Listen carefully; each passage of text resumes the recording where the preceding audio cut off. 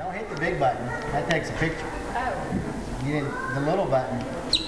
That little button. Yeah, that's recording. All right, we're good. Okay. Are you my mother? There's a children's book. There's a children's book that I love, and you probably actually read it to me. Titled "Are You My Mother?" I know I read it to Brandon, and I've probably read it to my grandchildren a bunch of times. But it's this little bird falls out of the nest and wanders around, asking different things. Are you my mother? Asks a crane. Are you my mother? He goes to a bulldozer. Are you my mother? And he finally ends up back at his nest. And at the end of the story, he ends up back home at the nest and realizes who his mother really is.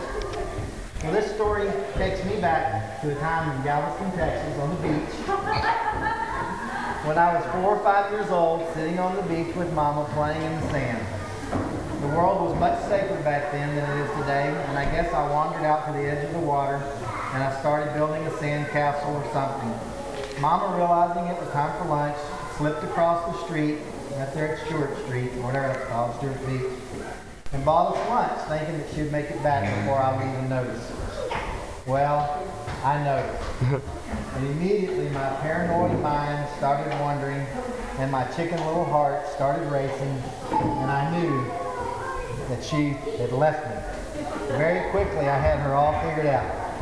She left me there, and she was some kind of an evil spy and had brought me to the beach to abandon me.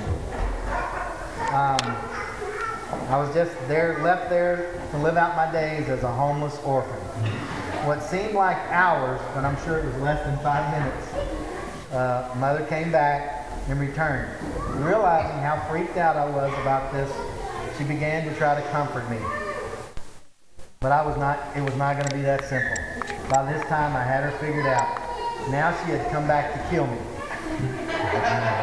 I guess she had figured out that she didn't want any witnesses, and she didn't want any witnesses to her little spy game. She was the evil spy in my mind. So I began to interrogate her, asking her all kinds of questions that only my mother would know. In other words, my middle name, what my dog's name was, what my brothers and sisters' names were. And that's probably all I could think of at that age. Then I did what I've done all my life since. When I'm mad, I sulked. I sat there in the sand for an hour and just stared at it. Ever since that day on the beach, I've never, ever questioned for 1 second the fact that this is my mother. That this is my mother.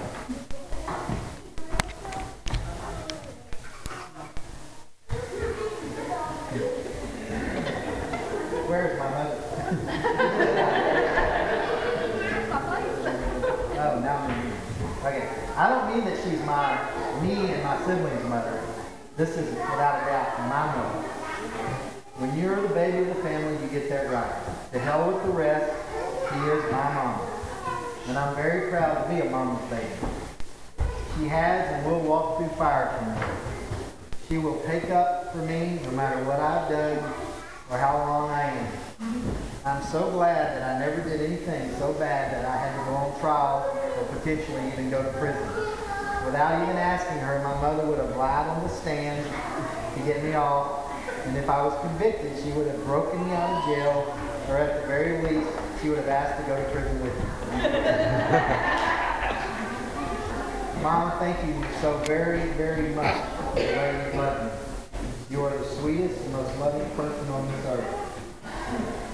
You are my angel, my rock in a storm, my soft place to land when I fall, and most importantly, you are my mother. Happy birthday.